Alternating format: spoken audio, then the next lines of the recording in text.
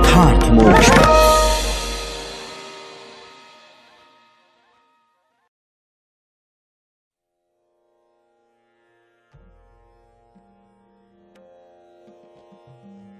तेरहवां अध्याय, वाराह अवतार की कथा। श्री सुखदेव जी ने कहा, राजन, मुनिवर मैत्री जी के मुख से यह परम पुण्यमयी कथा सुनकर श्री विदुर जी ने फिर पूछा, क्योंकि भगवान की लीला कथा में इनका अत्यंत अनुराग हो गया था। विदुर जी ने कहा, मुने, स्वयंभू ब्रह्मा जी के प्रिय पुत्र महाराज स्वयंभू मनु ने अपनी प्रिय पत्नी शतरूपा को पाकर फिर क्या किया? आप साधु शिरोमणि हैं, आप मुझे आदिराज राज ऋषि स्वयंभू मनु का पवित्र चरित्र सुनाइए। वे श्री विष्णु भगवान के शरणापन्न थे, इसलिए उनका चरित्र सुनने में मेरी बहुत श्रद्धा है। जिनके हृदय में श्री मुकुंद के चरणारविंद विराजमान है, उन भक्त जनों के गुणों को श्रवण करना ही मनुष्यों के बहुत दिनों तक किए हुए शास्त्राभ्यास के श्रम का मुख्य फल है, ऐसा विद्वानों का श्रेष्ठ मत है। श्री सुखदेव जी कहते हैं, राजन, विदुर जी सहस्त्र शीर्षा भगवान श्री हरि के चरणाश्रित भक्त थे। उन्होंने जब विनय पूर्वक भगवान की कथा के लिए प्रेरणा की, तब मुनिवर मैत्रेय का रोम रोम खिल उठा। उन्होंने कहा, श्री मैत्रेय जी बोले, जब अपनी भार्या शतरूपा के साथ स्वयंभू मनु का जन्म हुआ, तब उन्होंने बड़ी नम्रता के साथ हाथ जोड़कर श्री ब्रह्मा जी से कहा, भगवान, एकमात्र आप ही समस्त जीवों के जन्मदाता और जीविका प्रदान करने वाले पिता हैं। तथापि हम आपकी संतान ऐसा कौन सा कर्म करें जिससे आपकी सेवा बन सके? पूज्यपाद, हम आपको नमस्कार करते हैं। आप हमसे हो सकने योग्य किसी ऐसे कार्य के लिए हमें आज्ञा दीजिए जिससे इस लोक में हमारी सर्वत्र कीर्ति हो और परलोक में सद्गति प्राप्त हो सके। श्री ब्रह्मा जी ने कहा, तात पृथ्वीपते, तुम दोनों का कल्याण हो। मैं तुमसे बहुत प्रसन्न हूं, क्योंकि तुमने निष्कपट भाव से मुझे आज्ञा दीजिए यों कहकर मुझे आत्मसमर्पण किया है। वीर, पुत्रों को अपने पिता की इसी रूप में पूजा करनी चाहिए। उन्हें उचित है कि दूसरों के प्रति ईर्ष्या का भाव न रखकर जहां तक बने उनकी आज्ञा का आदर पूर्वक सावधानी से पालन करें। तुम अपनी इस भार्या से अपने ही समान गुणवती संतति उत्पन्न करके धर्म पूर्वक पृथ्वी का पालन करो और यज्ञों द्वारा श्रीहरि की आराधना करो। राजन, प्रजा पालन से मेरी बड़ी सेवा होगी और तुम्हें प्रजा का पालन करते देखकर भगवान श्रीहरि भी तुमसे प्रसन्न होंगे। जिन पर यज्ञ मूर्ति जनार्दन भगवान प्रसन्न नहीं होते, उनका सारा श्रम व्यर्थ ही होता है, क्योंकि वे तो एक प्रकार से अपने आत्मा का ही अनादर करते हैं। मनु जी ने कहा, पाप का नाश करने वाले पिताजी, मैं आपकी आज्ञा का पालन अवश्य करूंगा, किंतु आप इस जगत में मेरे और मेरी भावी प्रजा के रहने के लिए स्थान बतलाइए। देव, सब जीवों का निवास स्थान पृथ्वी इस समय प्रलय के जल में डूबी हुई है। आप इस देवी के उद्धार का प्रयत्न कीजिए। श्री मैत्रेय जी ने कहा, पृथ्वी को इस प्रकार अथाह जल में डूबी देखकर ब्रह्मा जी बहुत देर तक मन में यह सोचते रहे कि इसे कैसे निकालूं। जिस समय मैं लोक रचना में लगा हुआ था, उस समय पृथ्वी जल में डूब जाने से रसातल को चली गई। हम लोग सृष्टि कार्य में नियुक्त हैं, अतः इसके लिए हमें क्या करना चाहिए? अब तो जिनके संकल्प मात्र से मेरा जन्म हुआ है, वे सर्वशक्तिमान श्री हरि ही मेरा यह काम पूरा करें। निष्पाप विदुर जी, ब्रह्मा जी इस प्रकार विचार कर ही रहे थे कि उनके नासा छिद्र से अकस्मात अंगूठे के बराबर आकार का एक वराह शिशु निकला। भारत, बड़े आश्चर्य की बात तो यही हुई कि आकाश में खड़ा हुआ वह वराह शिशु ब्रह्मा जी के देखते ही देखते क्षण भर में हाथी के बराबर हो गया। उस विशाल वराह मूर्ति को देखकर मरीचि आदि मुनिजन, सनकादि और स्वयंभव मनु के सहित श्री ब्रह्मा जी तरह तरह के विचार करने लगे। अहो, सूकर के रूप में आज यह कौन दिव्य प्राणी यहां प्रकट हुआ है? कैसा आश्चर्य है, यह अभी अभी मेरी नाक से निकला था। पहले तो यह अंगूठे के पोरुए के बराबर दिखाई देता था, किंतु एक ही क्षण में बड़ी भारी शिला के समान हो गया। अवश्य ही यज्ञ मूर्ति भगवान हम लोगों के मन को मोहित कर रहे हैं। ब्रह्मा जी और उनके पुत्र इस प्रकार सोच ही रहे थे कि भगवान यज्ञ पुरुष पर्वताकार होकर गरजने लगे। सर्वशक्तिमान श्री हरि ने अपनी गर्जना से दिशाओं को प्रतिध्वनित करके ब्रह्मा और श्रेष्ठ ब्राह्मणों को हर्ष से भर दिया। अपना खेद दूर करने वाली मायामय वराह भगवान की गुरगुराहट को सुनकर वे जनलोक, तपलोक और सत्यलोक निवासी मुनिगण तीनों वेदों के परम पवित्र मंत्रों से उनकी स्तुति करने लगे। भगवान के स्वरूप का वेदों में विस्तार से वर्णन किया गया है, अतः उन मुनीश्वरों ने जो स्तुति की उसे वेद रूप मानकर भगवान बड़े प्रसन्न हुए और एक बार फिर गरज कर देवताओं के हित के लिए गजराज की सी लीला करते हुए जल में घुस गए। पहले वे सूकर रूप भगवान पूंछ उठाकर बड़े वेग से आकाश में उछले और अपनी गर्दन के बालों को फटकार कर खुरों के आघात से बादलों को छितराने लगे। उनका शरीर बड़ा कठोर था, त्वचा पर कड़े कड़े बाल थे, दाढ़ें सफेद थी और नेत्रों से तेज निकल रहा था। उस समय उनकी बड़ी शोभा हो रही थी। भगवान स्वयं यज्ञ पुरुष हैं, तथापि सूकर रूप धारण करने के कारण अपने नाक से सूंघ सूंघ कर पृथ्वी का पता लगा रहे थे। उनकी दाढ़ें बड़ी कठोर थी। इस प्रकार यद्यपि वे बड़े क्रूर जान पड़ते थे, तथापि अपनी स्तुति करने वाले मरीचि आदि मुनियों की ओर बड़ी सौम्य दृष्टि से निहारते हुए उन्होंने जल में प्रवेश किया। जिस समय उनका वज्रमय पर्वत के समान कठोर कलेवर जल में गिरा, तब उसके वेग से मानो समुद्र का पेट फट गया और उसमें बादलों की गड़गड़ाहट के समान बड़ा भीषण शब्द हुआ। उस समय ऐसा जान पड़ता था मानो अपनी उत्ताल तरंग रूप भुजाओं को उठाकर वह बड़े आर्त स्वर से हे यज्ञेश्वर मेरी रक्षा करो, इस प्रकार पुकार रहे हैं।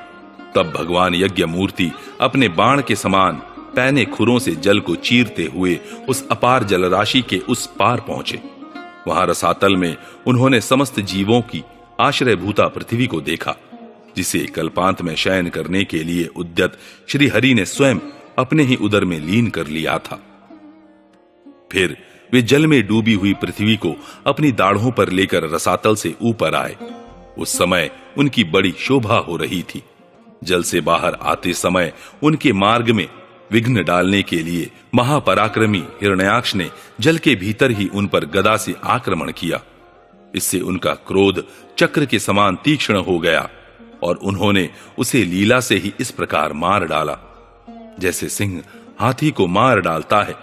उस समय उसके रक्त से थूथनी तथा कनपटी सन जाने के कारण वे ऐसे जान पड़ते थे मानो कोई गजराज लाल मिट्टी के टीले में टक्कर मार कर आया हो। तात, जैसे गजराज अपने दांतों पर कमल पुष्प धारण कर लेते हैं, उसी प्रकार अपने सफेद दांतों की नोक पर पृथ्वी को धारण कर जल से बाहर निकले हुए तमाल के समान नील वर्ण वराह भगवान को देखकर ब्रह्मा मरीचि आदि को निश्चय हो गया कि ये भगवान ही हैं। तब वे हाथ जोड़कर वेद वाक्यों से उनकी स्तुति करने लगे। ऋषियों ने कहा, भगवान अजित, आपकी जय हो, जय हो। यज्ञपते, आप अपने वेदत्रयी रूप विग्रह को फटकार रहे हैं, आपको नमस्कार है। आपके रोम कूपों में संपूर्ण यज्ञ लीन है। आपने पृथ्वी का उद्धार करने के लिए ही यह सूकर रूप धारण किया है, आपको नमस्कार है। देव, दुराचारियों को आपके इस शरीर का दर्शन होना अत्यंत कठिन है, क्योंकि यह यज्ञ रूप है। इसकी त्वचा में गायत्री आदि छंद, रोमावली में कुश, नेत्रों में घृत तथा चारों चरणों में होता, अध्वर्यु, उद्गाता और ब्रह्मा, इन चारों ऋत्विजों के कर्म है। ईश, आपकी थूथनी में शुक्र है, नासिका छिद्रों में श्रुवा है, उदर में ईडा है, कानों में चमस है, मुख में प्राशित्र है और कंठ छिद्र में ग्रह है। भगवान, आपका जो चबाना है वही अग्निहोत्र है। बार बार अवतार लेना यज्ञ स्वरूप आपकी दीक्षणीय इष्टि है। गर्दन उपसद है, दोनों दाढ़ें प्रायणीय और उदयनीय है, जीवा प्रवर्ग्य है, सिर सभ्य और आवसथ्य है तथा प्राण चीति है। देव, आपका वीर्य सोम है, आसन प्रातः सवनादि 3 सवन है, सातों धातु अग्निष्टोम, अत्यग्निष्टोम, उक्त, षोडशी, वाजपेय, अतिरात्र और आप्तोर्याम नाम की 7 संस्थाएं हैं तथा शरीर की संधियां संपूर्ण सत्र हैं। इस प्रकार आप संपूर्ण यज्ञ और क्रतु रूप हैं। यज्ञानुष्ठान रूप इष्टियां आपके अंगों को मिलाए रखने वाली मांसपेशियां हैं। समस्त मंत्र देवता, द्रव्य, यज्ञ और कर्म आपके ही स्वरूप है। आपको नमस्कार है। वैराग्य, भक्ति और मन की एकाग्रता से जिस ज्ञान का अनुभव होता है वह आपका स्वरूप ही है तथा आप ही सबके विद्या गुरु हैं। आपको पुनः पुनः प्रणाम है। पृथ्वी को धारण करने वाले भगवान, आपकी दाढ़ों की नोक पर रखी हुई यह पर्वतादि मंडित पृथ्वी ऐसी सुशोभित हो रही है जैसे वन में से निकलकर बाहर आए हुए किसी गजराज के दांतों पर पत्र युक्त कमलिनी रखी हो। आपके दांतों पर रखे हुए भूमंडल के सहित आपका यह वेदमय वराह विग्रह ऐसा सुशोभित हो रहा है जैसे शिखरों पर छाई हुई मेघमाला से कुल पर्वत की शोभा होती है। नाथ, चराचर जीवों के सुखपूर्वक रहने के लिए आप अपनी पत्नी इन जगन्माता पृथ्वी को जल पर स्थापित कीजिए। आप जगत के पिता हैं और अरणी में अग्नि स्थापन के समान आपने इसमें धारण शक्ति रूप अपना तेज स्थापित किया है। हम आपको और इस पृथ्वी माता को प्रणाम करते हैं। प्रभु, रसातल में डूबी हुई इस पृथ्वी को निकालने का साहस आपके सिवा और कौन कर सकता था, किंतु आप तो संपूर्ण आश्रयों के आश्रय हैं। आपके लिए यह कोई आश्चर्य की बात नहीं है। आपने ही तो अपनी माया से इस अत्याश्चर्यमय विश्व की रचना की है। जब आप अपने वेदमय विग्रह को हिलाते हैं तब हमारे ऊपर आपकी गर्दन के बालों से झरती हुई शीतल जल की बूंदें गिरती हैं। ईश, उनसे भीगकर हम जनलोक, तपलोक और सत्यलोक में रहने वाले मुनिजन सर्वथा पवित्र हो जाते हैं। जो पुरुष आपके कर्मों का पार पाना चाहता है अवश्य ही उसकी बुद्धि नष्ट हो गई है, क्योंकि आपके कर्मों का कोई पार ही नहीं है। आपकी ही योग माया के सत्वादि गुणों से यह सारा जगत मोहित हो रहा है। भगवान, आप इसका कल्याण कीजिए। श्री मैत्री जी कहते हैं, विदुर जी, उन ब्रह्मवादी मुनियों के इस प्रकार स्तुति करने पर सबकी रक्षा करने वाले वराह भगवान ने अपने खुरों से जल को स्तंभित कर उस पर पृथ्वी को स्थापित कर दिया। इस प्रकार रसातल से लीला पूर्वक लाई हुई पृथ्वी को जल पर रखकर वे विश्वक्सेन प्रजापति भगवान श्री हरि अंतर्धान हो गए।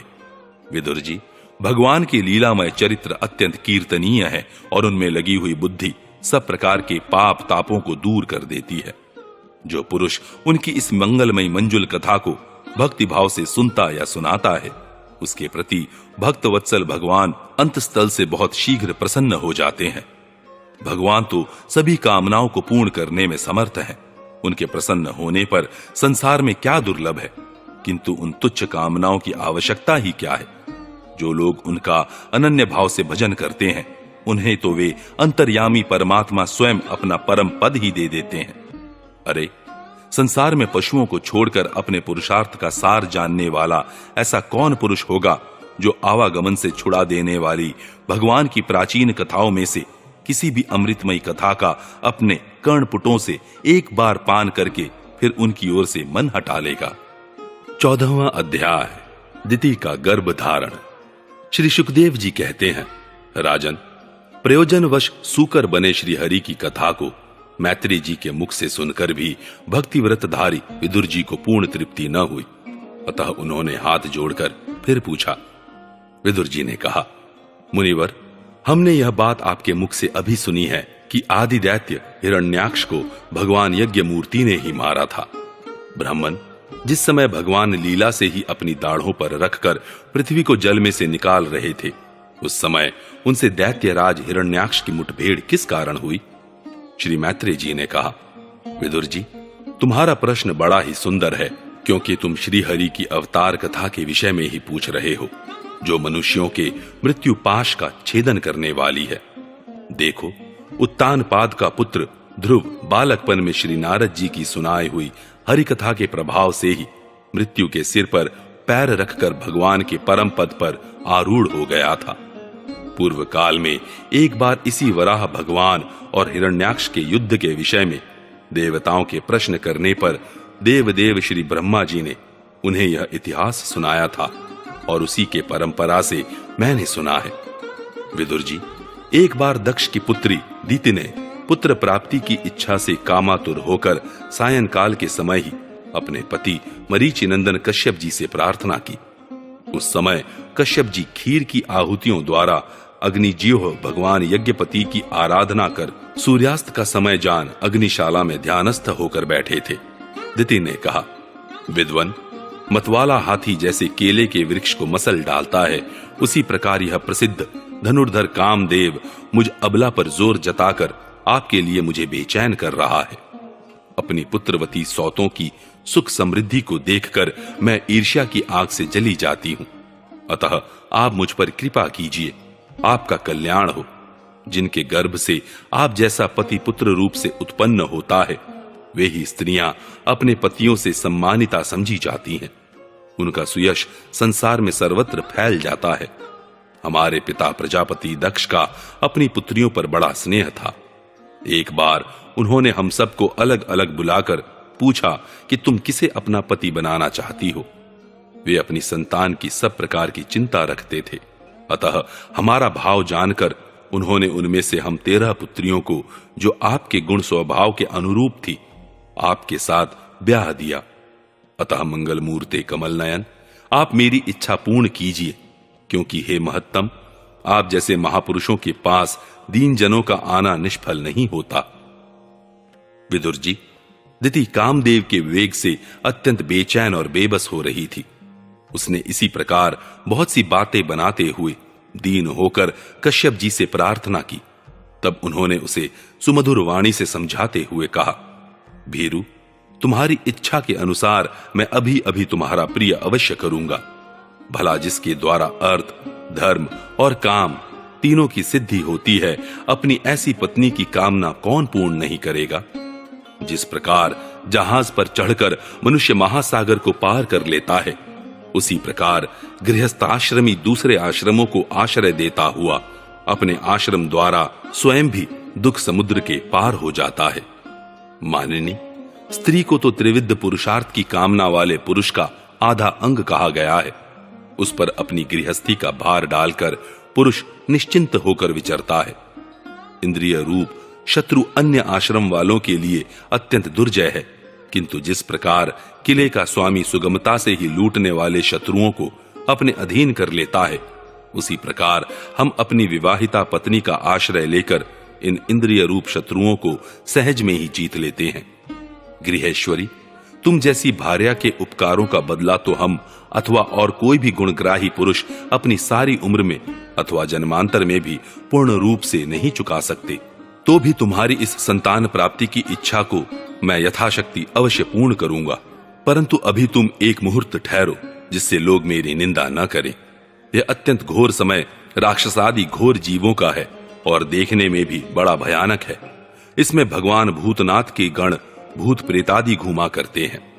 साध्वी, इस संध्या काल में भूत भावन भूतपति भगवान शंकर अपने गण भूत प्रेतादि को साथ लिए बैल पर चढ़कर विचरा करते हैं।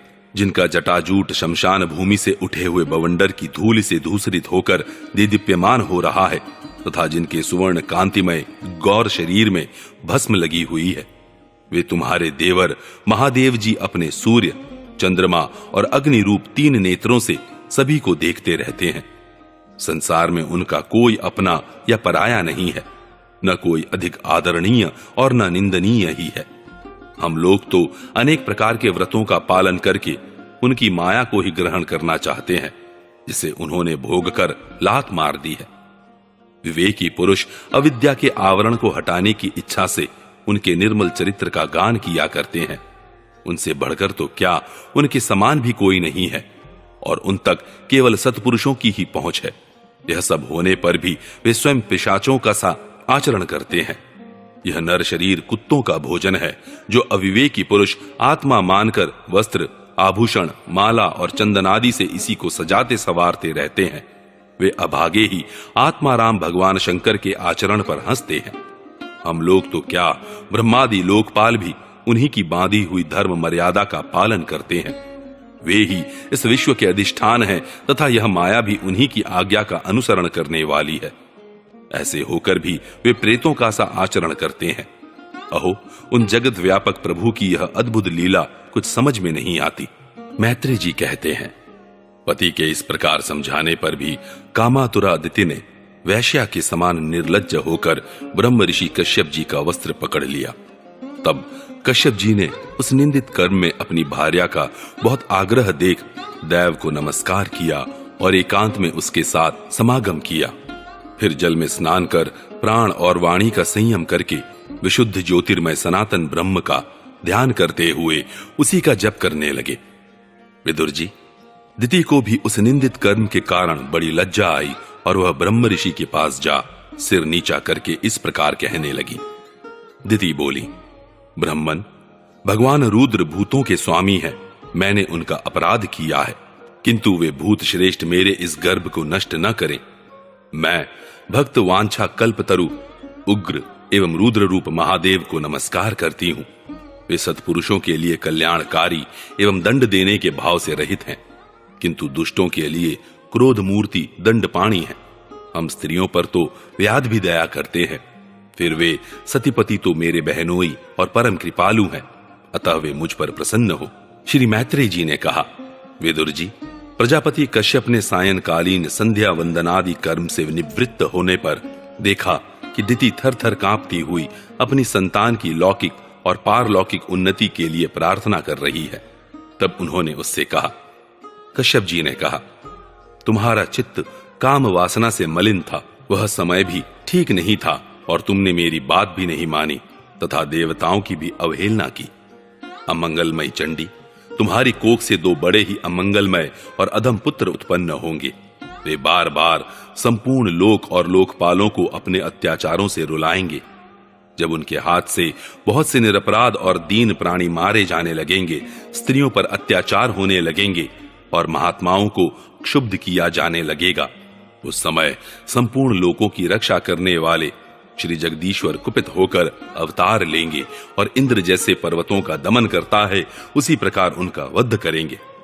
दिति ने कहा, प्रभु, यही मैं भी चाहती हूं कि यदि मेरे पुत्रों का वध हो तो वह साक्षात भगवान चक्रपाणी के हाथ से ही हो, कुपित ब्राह्मणों के शाप आदि से न हो।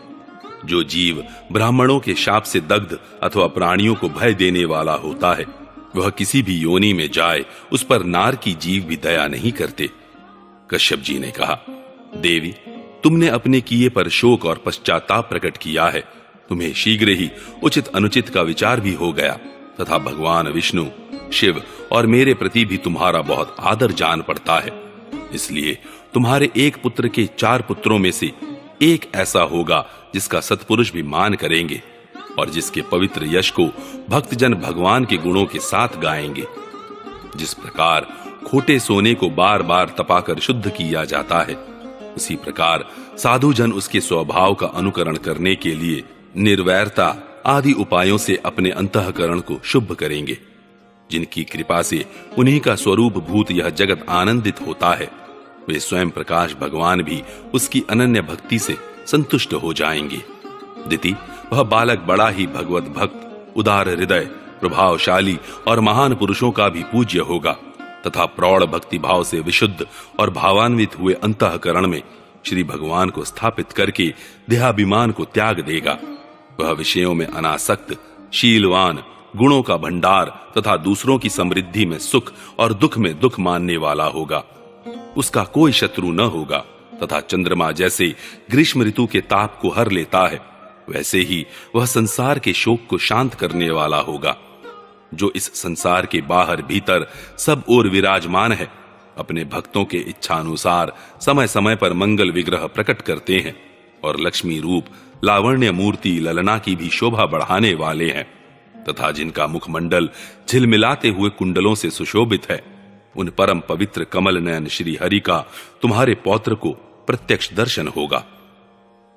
श्री मैत्रेय जी कहते हैं, विदुर जी, दिति ने जब सुना कि मेरा पौत्र भगवान का भक्त होगा, तब उसे बड़ा आनंद हुआ तथा यह जानकर कि मेरे पुत्र साक्षात श्री हरि के हाथ से मारे जाएंगे, उसे और भी अधिक उत्साह हुआ।